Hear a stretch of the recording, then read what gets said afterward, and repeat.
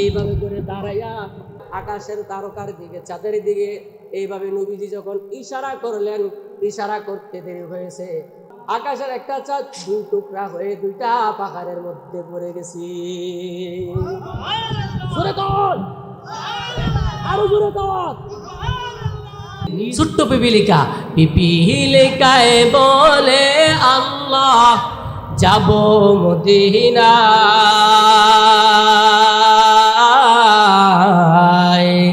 কবুতরকে পাঠিয়ে দিলেন সওয়ার বানিয়ে, কবুতরকে পাঠিয়ে দিলেন বিমান বানিয়ে। বুঝেন না বিষয়টা? কবুতরে পিপিলিকে যদি মক্কা মদিনা যাইতে পারে, আমরাও যেতে পারি কিনা? আল্লাহ পাক যেন কবুল করেন, আমিন। লা ইলাহা ইল্লাল্লাহু মুহাম্মাদুর রাসূলুল্লাহ সাল্লাল্লাহু আলাইহি ওয়াসাল্লাম।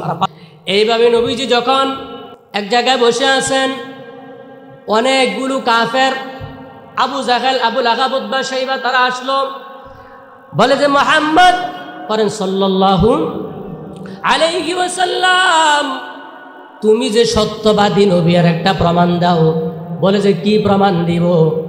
বলে যে আকাশের মধ্যে যে চাঁদটা আছে, এই চাঁদটাকে তুমি অর্ধ করে দ্বিখণ্ডিত করে দাও। আপনারা বলেন এটা কি সম্ভব? এটা সম্ভব? কিন্তু নবীজি বললেন ঠিক আছে, আমি যদি আকাশের চাঁদটাকে দ্বিখণ্ডিত করে দিতে পারি, তাহলে তোমরা কি মুসলমান হবে? আবু জাহেলরা বলতেছে অবশ্যই মুসলমান হব। নবীজি কেমন বিশ্বাস, কেমন বিশ্বাস!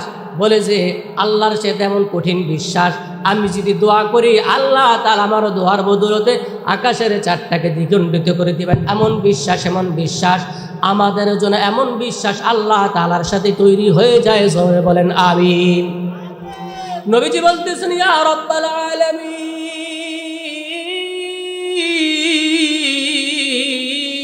আল্লাহু আকবার। 5 মিনিট পরে এত কথা বলেন, সব নাকি বলে রাখছি 55। বলে যে আল্লাহ, আমি যদি আকাশের চাঁদটাকে দ্বিখণ্ডিত করে দিতে পারি, তাহলে তারা নাকি মুসলমান হয়ে যাবে। আমার দিকে সকলে তাকান, আমার দিকে সকলেই তাকান।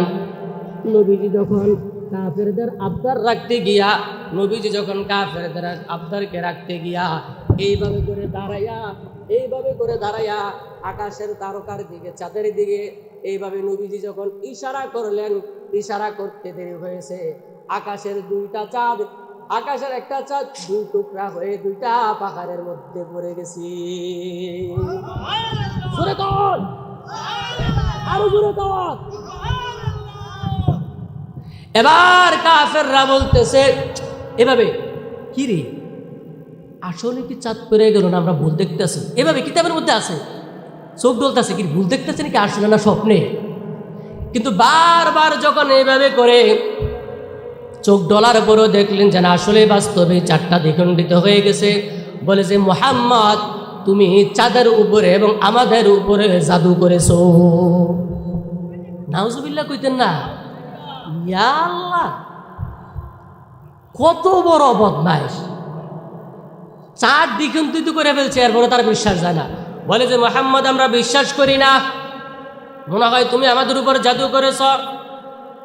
মক্কার বাইরে যে সমস্ত লোকরা বিভিন্ন জায়গায় গিয়েছে, তারা যখন আমাদের কাছে আসবে, আমরা তাদেরকে জিজ্ঞাসা করব তারাও কি তাদের জায়গা থেকে চাঁদটাকে দ্বিখণ্ডিত পেয়েছে কিনা।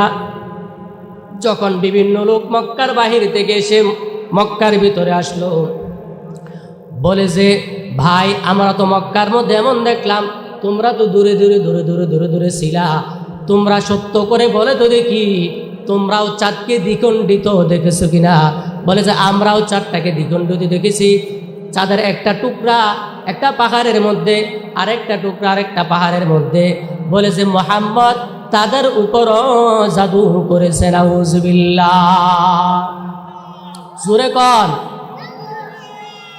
এভাবে নবীজির এত সুন্দর চমৎকার মুজিজা দেখার পর কাফেররা হেদায়েত পেল না রে ভাই, কাফেররা হেদায়েত পেল না।